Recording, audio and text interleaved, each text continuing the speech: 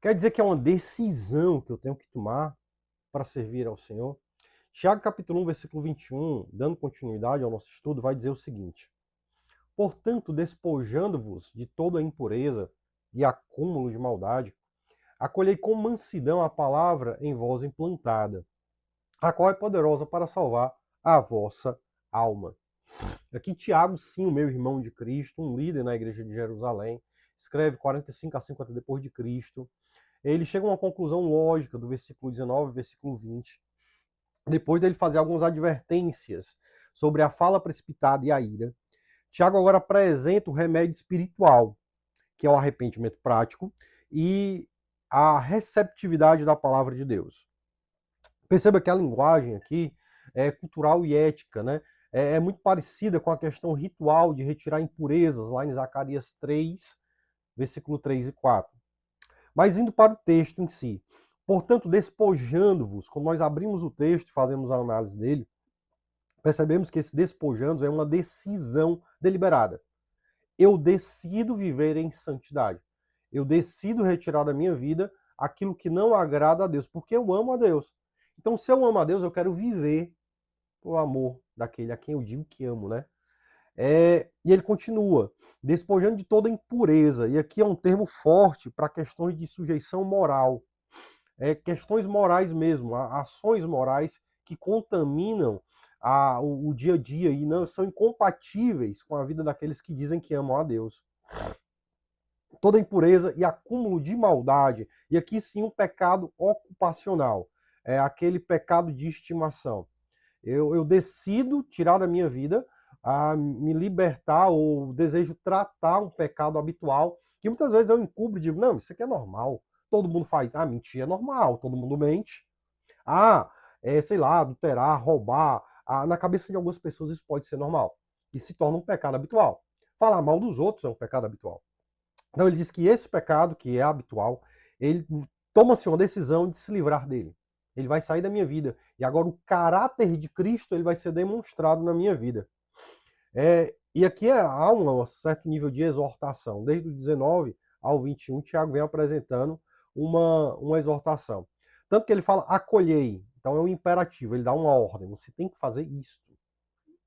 Ele continua. Portanto, despojando de toda impureza, acúmulo de maldade, acolhei a ordem com mansidão a palavra que foi implantada. Mansidão. Colhei é receber, e aqui ele dá uma ordem, vocês têm que fazer isto. E mansidão é uma atitude humilde, do ensinamento ou submissão à vontade de Deus. Eu acho que é assim. Não, mas a palavra de Deus diz que é assim. Eu vou fazer, eu vou seguir aquilo que eu acho ou o que a palavra de Deus diz. Então, acolhei com mansidão, vocês devem acolher a palavra de Deus e fazer aquilo que ela manda ser feito. E ele continua. A palavra implantada. A palavra já é semeada no coração do regenerado, versículo 18. A gente viu isso. Ele diz, portanto, Tiago 1,18, por sua decisão, ele nos gerou pela palavra da verdade, para que sejamos como que os primeiros frutos de tudo que ele criou.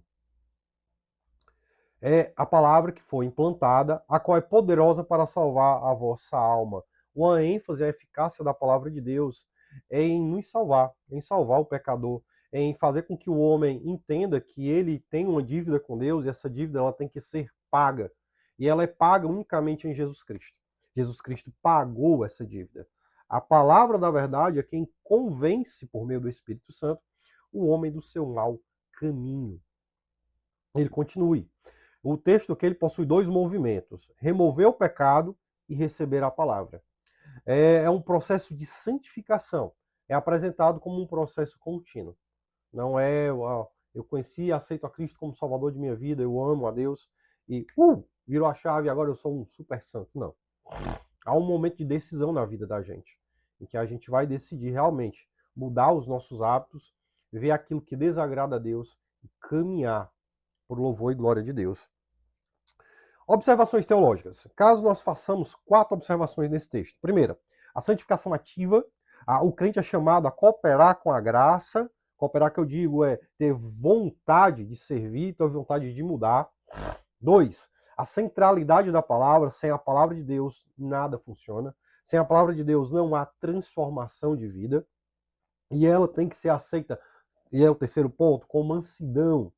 Entendendo que quem está errado é o meu coração, quem está errado são as minhas decisões, são os meus desejos que são contaminados pelo pecado. Eu desejo mais pecado que a Deus. Isso é um fato.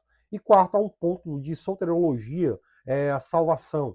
A palavra implantada, ela confirma a regeneração e produz a perseverança dos santos. Ainda algumas aplicações, algumas verdades práticas em si. O pecado ele não confessado impede o crescimento espiritual. Tem a pessoa que está há 50 anos na igreja. Eu já estou há 50, eu sei disso, pastor. Eu já sei. Tá falando isso aí, mas eu já sei, eu estou há 30 anos na igreja. Ok. Mas se tu não confessar o pecado e tu deixar, tu não vai crescer espiritualmente. Tu vai continuar um crente nanico, um crente que não cresce. O pecado ele tem que ser confessado e deixado para que haja crescimento espiritual. A palavra frutifica apenas em corações humildes. Ainda algumas aplicações. Ouvir a palavra de Deus exige arrependimento e submissão a ela. Quanto à minha vida pessoal, eu tenho que examinar os meus hábitos. E você está ouvindo aqui a palavra de Deus agora.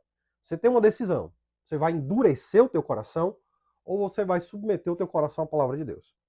E essa decisão, ela vai ser usada como ponto de julgamento sobre a tua vida. Isso é um fato. Quem disse a palavra de Deus não sou eu. Eu só sou um mensageiro, sou um carteiro, estou entregando a mensagem. Ainda na vida comunitária, o culto exige uma preparação espiritual. O culto eu trago de casa. Então, se eu não transformo a minha vida, se eu não mudo a minha vida, o meu culto que é apresentado a Deus é um culto estranho. É um culto que não é dado com o coração. Ele é feito de forma mecânica. E também, amados, né?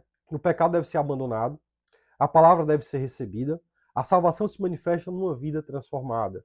A vida prática, ela começa quando nós queremos aplicar a palavra de Deus no nosso dia a dia.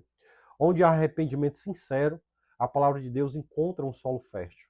Então, despoje-se de toda contaminação, receba com mansidão a palavra de Deus para que ela possa lhe transformar.